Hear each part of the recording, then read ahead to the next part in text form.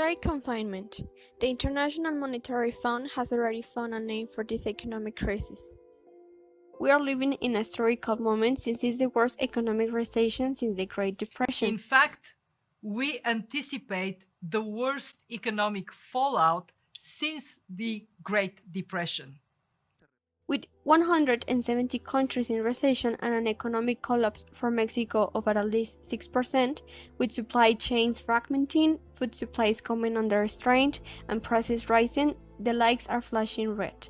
Not only would this translate into rising unemployment and food insecurity, but it could quickly escalate into political unrest, violence, and conflict. The effect that COVID-19 has had on every country was depending on the action that expected facing pandemic. To decrease the pandemic was taken over times. It was aspect that Asia countries were the most affected, but the statistics show were different. For example, China and South Korea wasn't on the list of the Asia countries with the most infected people, but non-Asia countries tripled the numbers of those infected, with United States and United Kingdom at the top on the list. There are two different factors to explain the phenomenon. In China, hospitals were about record times. Contrary to the United States, we are told that is common flu. I mean, view this the same as the flu. When somebody sneezes, I try and bail out as much as possible. Whatever happens, we're totally prepared. We have the best people in the world. In South Korea, tourists from Wuhan had been registered since January 8. While in Spain, celebrations were not considered despite the pandemic being on the rise. Nosotros creemos que España no va a tener como mucho más allá de algún caso diagnosticado.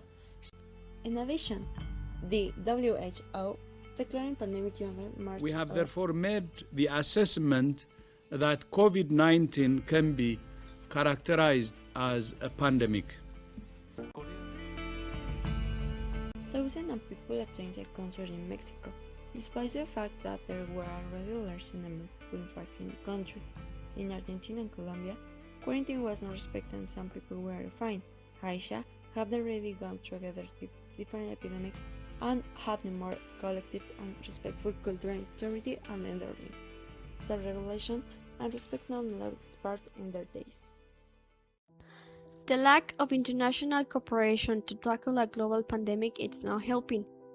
The Security Council didn't meet to discuss COVID-19 until the 100th day of the pandemic, and then it failed to come out with any meaningful way out of this crippling paralysis. COVID-19 is putting hard security threats between nations back into the spotlight.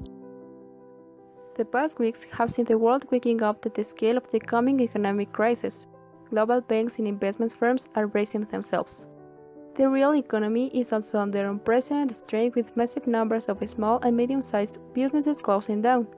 In the process, joblessness is rising to record levels and trillions of dollars of growth are being shaved off the global economy. It is now clear that we have entered a recession as bad or worse than in 2009.